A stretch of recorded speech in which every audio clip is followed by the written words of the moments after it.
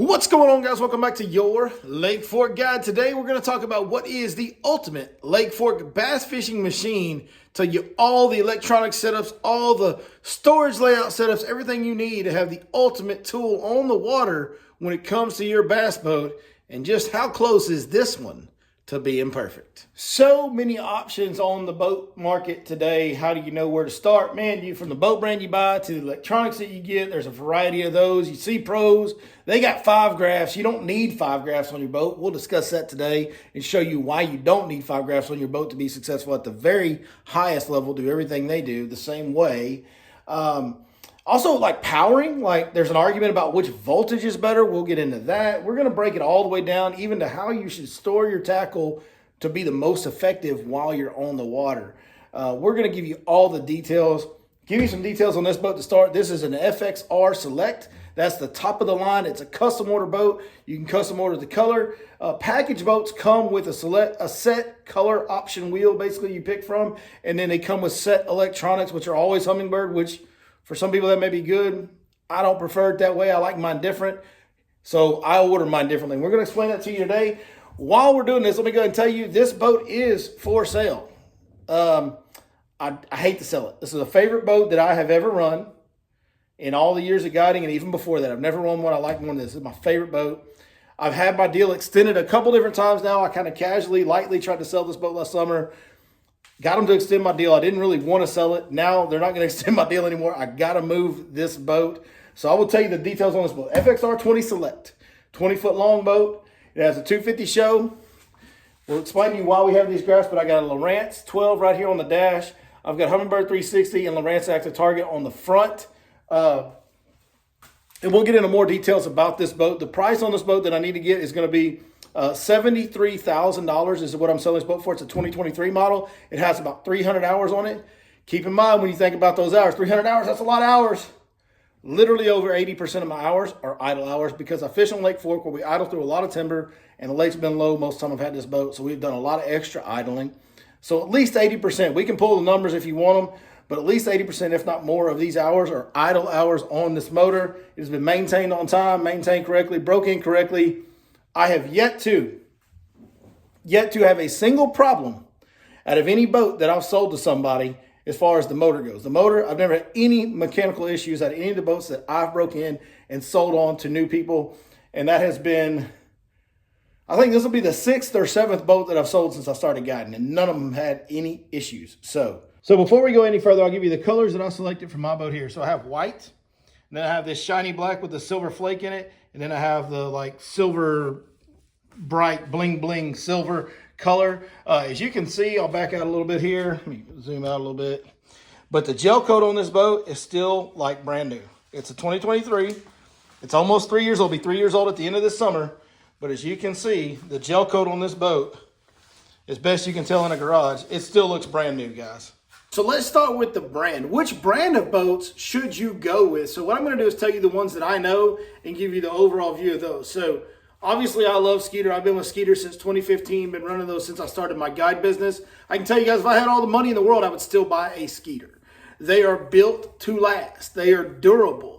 They are here in Texas, so if you have any type of major issue with a boat, the factory is right here down the road from me in Kilgore where I can have issues addressed. Now, I've never had to go that route on any of the Skeeters I've owned, right? But I do know some guys that have had some issues and they've been able to get them addressed at the factory in Kilgore if it's something that serious. Your service guy can't just take care of you at your service dealer. I use Nautical Mile for my service. Mr. Joe that runs that department for Nautical Mile is the best guy I've ever met for getting service done. So I have a local connection. I have a quality built boat that holds up to the beating that I put it through fishing so many days of the year that I do in the guide business. Okay, so that's why I run a Skeeter. Now, there are other quality built boats on the market. Phoenix makes a very good boat. Bass Cat makes a very good boat. There are some differences in how some of those fish, right? Like Skeeter is a durable boat.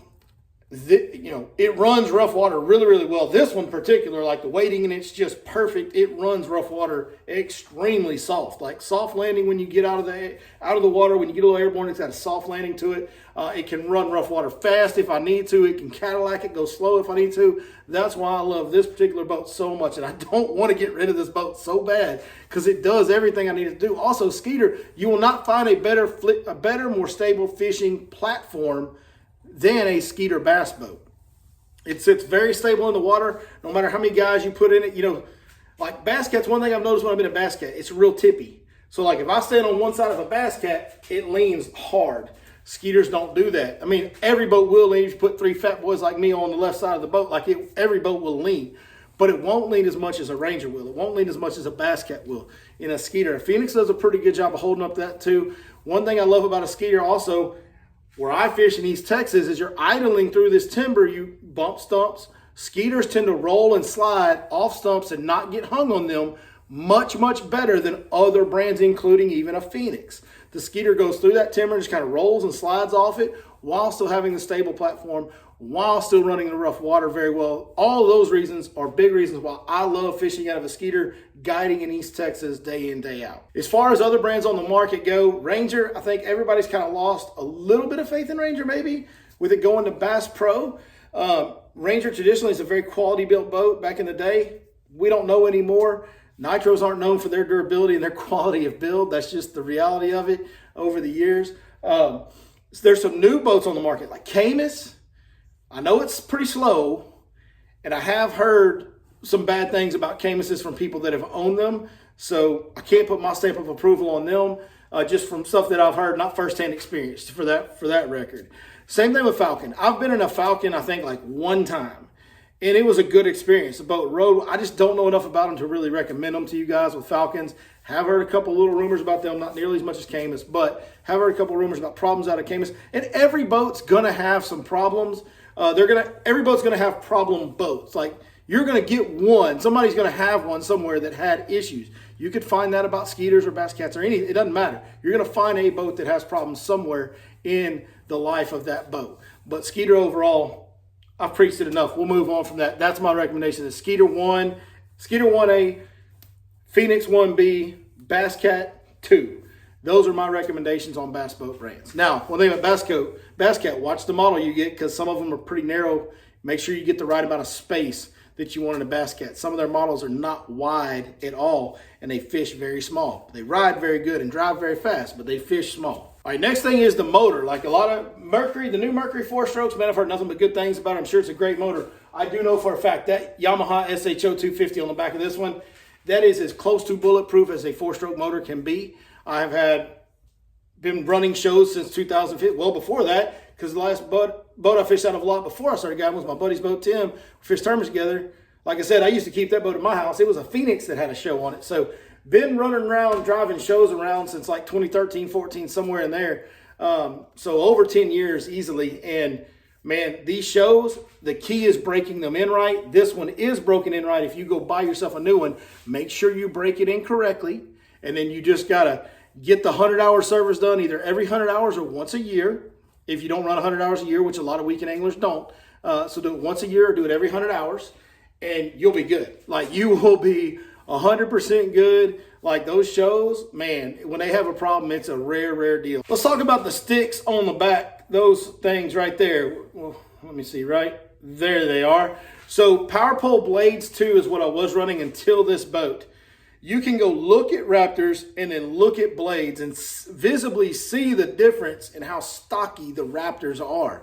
They hold better. They don't torque and twist around in the soft silt as much when you got wind blowing sideways.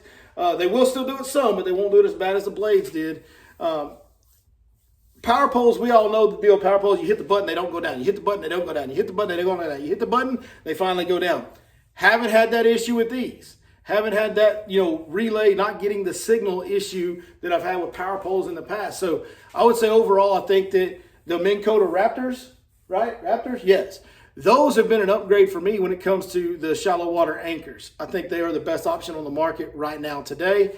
And I will have those on my next boat without a doubt. Now, trolling motor wise, I have a Minn Kota Ultrex right here. Great motor. Here's the deal. Lowrance Ghost, good trolling motor. Had service issues with my last couple Ghosts that I had, because I had Ghosts before this one. Had trouble getting things fixed on, like, in a timely manner, and having good communication with the service people. Like, it was a nightmare for me to get a trolling motor issue fixed with them. This hasn't had any issues. I haven't done anything to it in 3 years. It's been perfect. And also with the Ghost, with forward-facing sonar now, you have to mount something to it, because that little dial they put on top of the Ghost is never 100% accurate, and the head doesn't turn. So with the Ultrex, I can at least line it up on the head without having to mount something onto my trolling motor and get accuracy on my forward-facing sonar, which is obviously a big deal these days. Now, speaking of forward-facing sonar, man, this is important. We have Lowrance Active Target on this. You can get the new Garmin's and the new Lowrance. This is Active Target 2, AT2. It's not the new XL, but it is the Active Target 2. You can have the Garmin or the Lowrance. The picture's about the same. Like, it's really close. You guys have seen some videos that I've done on here. I have a very clear image. I have people that get in my boat all the time and go, man, your image is so clean on your forward-facing sonar. You know, if I could get an image like that on mine, I feel like I would be so much better at forward-facing. I think you can clean the image up on Lowrance and actually get, in my opinion, a cleaner image on Lowrance AT2 than you can on Lowrance LVS 34, whatever it is, the newest Garmin, the newest Garmin. I think I get a better image, cleaner image, less cluttered image on that than you can on the Garmin. The Garmin takes a little more time behind the wheel and interpreting, where the Lowrance is a little more plug and play. Now, one of the reasons that I prefer Lowrance electronics is the ease of use. That's the biggest advantage they have over Birds, Garmin, everything. The settings, so easy to adjust. The clarity of them, man, you can get very crisp, clean images that are easy to understand what you're looking at from a layman's point of view. Like, you don't have to have a ton of experience to understand what you're seeing on a Lowrance versus other electronics. That's why I prefer a Lowrance right there at my console for my down imaging, side imaging, and my 2D sonar. Yes, Lowrance down and side imaging is now caught up to, if not better than, Humminbird. Humminbird was the industry leader in side imaging. Not anymore. Lowrance has caught up to them, and I think they might be just a little bit better. The mapping on Lowrance is, the base map, just the base map that comes on Lowrance is the best in the market as well. I do have one Humminbird electronics unit on this boat. It's a 12-inch Humminbird. I forget what they call it, 1192 or whatever it is. It's a 12-inch Humminbird on the front, and that is for 360. I've got the 360 puck mounted to the trolling motor shaft. And that is, you know what 360 is. It's just a bird's eye view, 360 degrees of basically side imaging. So at that time, they were the only ones that had that technology. That's why it's on the boat. I will go ahead and tell you, on my next boat, I will change that up a little bit. What I'm going to do is, instead of doing that, I'm going to have Active Target in vertical mode, and I'm going to have Garmin. I may do Garmin just to play with it and see which one I like better going forward. I'm pretty sure it's going to be Lowrance. But I'm going to have one live sonar in vertical mode and one live sonar in perspective or scout mode. So that will be my new 360, because the reality is, on 360, you only look at the front half, like the top half of the 360 circle anyway. Well, I can just flip one into perspective mode and do that live, which is even better. Of course, now I've got to look into the new XL options. So maybe changing my plans on that. So at the time that I bought this boat, that to me was the ultimate electronic setup. Now, we said earlier, you don't need 5 graphs. Here's the deal. I don't need 5 graphs. The only reason to have another graph at the console is to get a bigger image on your side image. Now, some of the top pros will tell you that you can miss details on side imaging or down imaging or things like that looking at it on a smaller screen, because I will divide that screen on that 12-inch graph. I haven't found that to be an issue, man. Like, it's pretty easy. You're sitting right here this far from the screen. Like, you can see what's on that screen, even if it's in a quarter of the 12-inch box. So I'm only looking at a 3-inch screen. I can still see it. It's nice to have the bigger version. It's nice to have the extra graph. You don't need it, guys. So if you're rigging out a boat, don't get caught up on, hey, I need 5 different graphs. You don't. You can do it with one. I do it for a living with one right there at the console and 2 up here on the bow. That's all you need to do everything the pros do. To have the 360 imaging, to have the forward-facing sonar, you only need 3 total graphs in your boat. And again, same deal. These guys, I will say, on live sonar, there may be some advantage to getting a bigger screen. I don't think it's necessary. I think if you get used to your screen size, you can do it well with a 9-inch or whatever. 12 inch. You don't need a 15, 16 inch. Target separation though. So you got a piece of standing timber and a fish glued to it. Sometimes that fish is right here and all you see is this little hump over here that I'm showing you on this side. And the bigger that is, the easier it is to see maybe a little bit more separation, the bigger image you have. Once you get used to looking at your screen though, like you can tell that tree shouldn't have that knob right there. You can make one cast at it. If it moves, it's a fish. If it doesn't, it's just something weird on the tree. I haven't found that to be a realistic issue either. So I think you're still okay with smaller screens if that's the way you want to go to save a little money. You can definitely do what they do just as effectively. It just takes a little more time, maybe learning your screen, learning what you're looking at on the, that's where a little bit of interpretation does come into play, even on the Lowrance. When you're scaling down that image a little bit, you've got to pay attention to the details. As long as your eyesight's still good, you should be fine. What you got to remember about these tour guys that you're seeing too, they have access to equipment that at times they're not paying for. Even if they don't have an electronic sponsor, if they have a marine dealer sponsor, they may be getting some love there, or they're just paying for the rigging of their boat out of sponsor dollars from somewhere else, from a tackle company or wherever. They're not pulling the money out of their bank account like we are to buy that electronics most of the time. Some might be, but it becomes a little bit of a keeping up with the Joneses race out there when realistically you don't need 5 graphs. They're getting them because they can for free or for discounts or for whatever. And then the lower level guy on the tour, he's just like, well, man, like Jacob Wheeler's got all them graphs. Like I need them too. Right? No, you don't. You don't need them. I can get the same images right here and my eyesight's good, so I can still see those screens just fine. I don't need a 16-inch screen when a 12-inch will do, or a 9-inch, right? That's the deal. All right, so battery power. Battery power, very important for forward-facing sonar. You need to have separate power rigged to your forward-facing sonar. This boat does. I have a 12-volt lithium in this box right here that's kicked up. That's why it's kicked up, because that charger for that 12-volt, I have a separate charger for that 12-volt lithium. The charger's in the box and the battery's in the box as well. The rest of and that powers my front electronics. That's all it powers, right? My Humminbird 360 and my Lowrance Active Target. Everything else of the boat is rigged up on normal batteries. I don't even have lithium in the back. I know some guys do that to get lighter, run faster, and that is a thing. I run regular ones because this boat already runs over 70 miles an hour easily with me in it. It'll run right at 70 with 2 or 3 people in it. So I don't need any more speed than that doing what I do. So I'm good with the regular old school batteries that are much cheaper, right? Much cheaper. And those power everything just fine, because once you take those front electronics out of it, that juice that you're pulling from that active target running all day, you're running a boat that's pulling the same juice that boats have pulled for 30 years. Well, I don't need any new batteries for that. My regular old battery setup I've had my whole life can run the rest of the boat outside of those front electronics. So I actually have 4 regular old school batteries in the back, and 3 of them power your trolling motor and 1 of them powers your cranking and your live wells and all that stuff, just like we've always done. All right, let's talk storage now. Storage is going to be an important factor for how efficient you are in a day. I like to keep everything that I should need for the day in this big middle box right here in the middle. As you can see, when you stand on that, you're right down in the middle. You can get off that and open that anytime you want to. These boxes on the side always have rods sitting on them, right? And the one I'm sitting on now here, as you see, has a bunch of rods sitting on it just like that. So these both sides, for me, with how many rods I keep out for customers and all, I'll have rods going down both sides. Now, I don't want to open these side boxes in the middle of a day if I don't have to. That is my goal. So I put all my main tackle in boxes like this. Right here is trick worms, I believe. I don't know why you need to know that, but yeah, that's trick worms in that box right there. But as you can see, I keep a ton of boxes in here. Now, Skeeters come with these storage compartments in here. The boxes slide down in the little rails. Works nice. Guys, I apologize. It's the middle of spring fishing season, so I have bags of stuff I bought at the tackle store that have just gone in here. It's not the most organized right now. It's a little bit chaotic. So that's what I keep in here. Now, over in this side, what do I keep? Well, I keep extra plastics. As you can see, there's quite a few koiks in there. The koiky balls. The reality of a koiky ball is I keep it in there because guess what?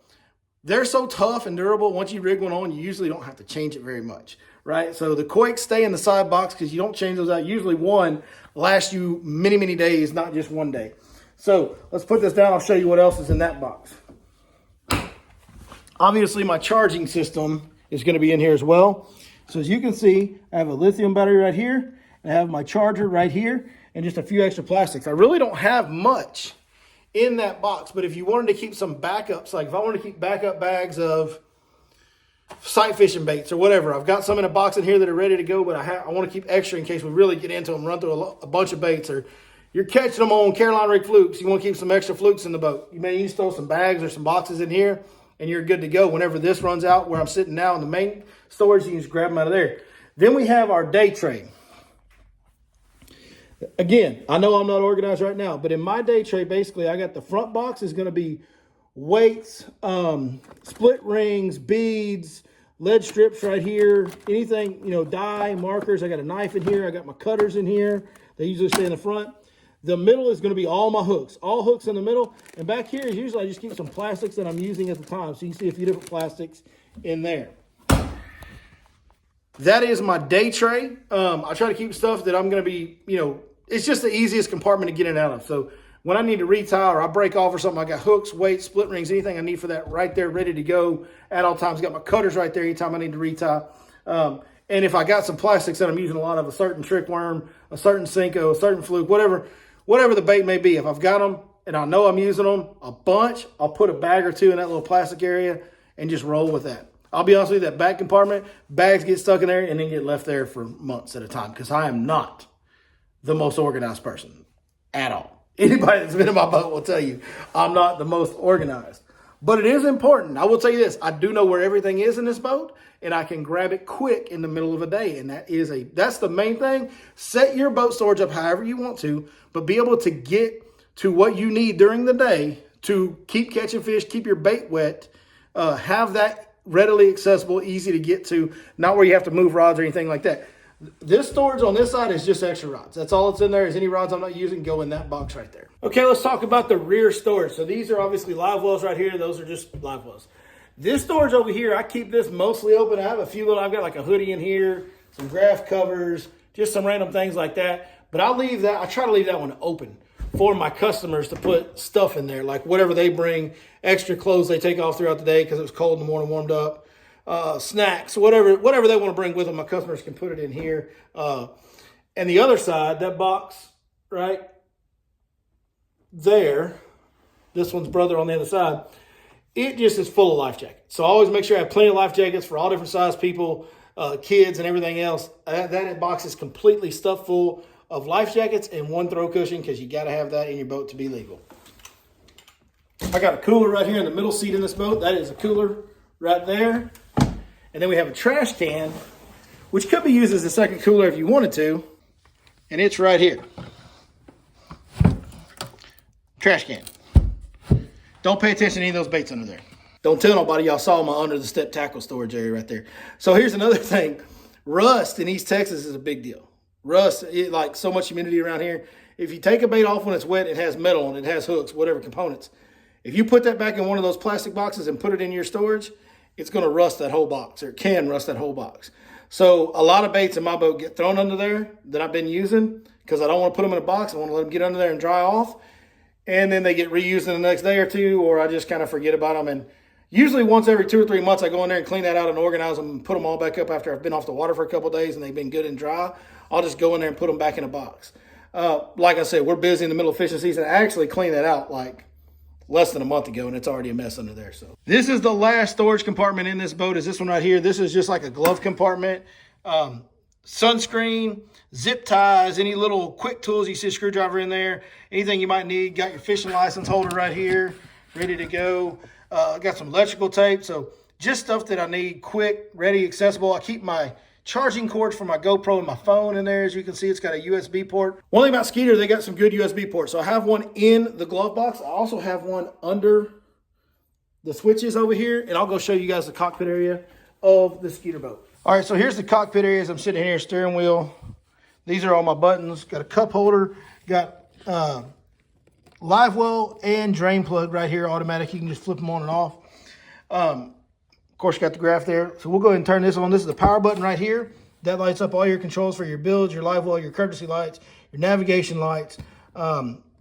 your aeration timer, so many things on there. You can even turn on where are the courtesy lights right here. So that lights up all the compartments in your boat. I should have had those on while I was doing the video. You probably could have seen in the boxes better, but oh well, we've already filmed it. And then right here, we turn this on and you get all your meters. There you go. Takes them a second to get going there. They're going. There you go. This is, I don't know, you can't really make that out. It has the hours on there right now. It's 311.9 hours. But you have gauges right here that I can flip through. It gives you a time, gives you RPMs, PSI, water temperature, or engine temperature, water pressure, battery voltage, fuel level, trim position. I mean, there's all kinds of information you can scroll through on here, air temperature, and then back to engine hours. So lots of stuff at your disposal on that little meter right there that you can flip through and look at. Really convenient. I've never had any issues with the buttons failing on me. Like I said, Skeeters are built to last. They hold up to a beating because, believe you me, guiding on a lake like Fork in East Texas, it's so, you have to run the direction the timber makes you run. So when the wind blows, you might be quartering into them or quartering with them. And anybody that's been in a boat knows when you're quartering, that's when it gets the roughest. Man, you need a boat, number one, that can run rough water smooth. Number two, it can run any kind of rough water, no matter what direction you're having to run it. Number two, you need a boat that's going to hold up to that beating that you're going to take being out there 200 plus days a year, like a guy like myself is, somewhere between 200 and 300 days a year, depending on the year. Used to be over 300 when I first started.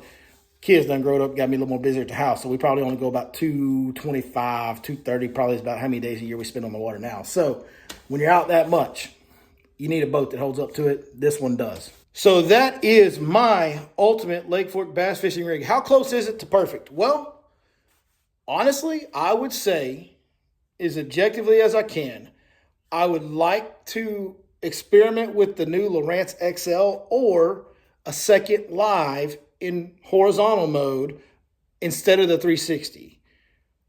Outside of that, I wouldn't change anything about this boat. Other than that, this boat is perfectly rigged. The graphs are perfectly dialed. You get the best images you can find. It's just an ultimate fishing dream machine. So, unfortunately for me, and fortunately for one of y'all, it is for sale. So if you would like to buy it, you can contact me, text me, call me, 903-519-1542, and I'll get back with you. It's going to sting when this one leaves. Now, you get in and out of boats.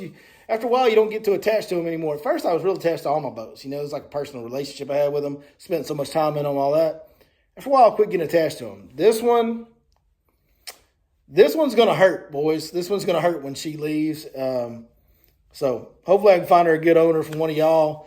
Y'all take good care of her because she's my baby and she has been very, very, very good to me. And she has very good big fish mojo. All right, guys, thanks for watching so much. As always, we appreciate you more than we'll ever be able to tell you. I do hope this helps some of you guys get your boats rigged up, and I hope it helps you catch more and bigger fish because that's what it's all about. Maybe you can find a way to get your electronics a little more set up the way you want them. That battery power deal to the front electronics is so important. Maybe your tackle storage, maybe you can get a little more condensed in the middle where you can be in and out of there faster in the day, make a few more casts. Maybe it'll lead to that one more bite, and it's that real special one because that can come at any time when you fish places like Lake Fork or anywhere in East Texas for that matter. But Lake Fork's the king. Let's be real about it. It is. It's the granddaddy of them all. Yeah, thanks. Appreciate it. Holler at me if you want a most badass boat you've ever been in. You want to buy it? Let me know. I got one to sell you. We'll see you next time right here on your Lake Fork Guide.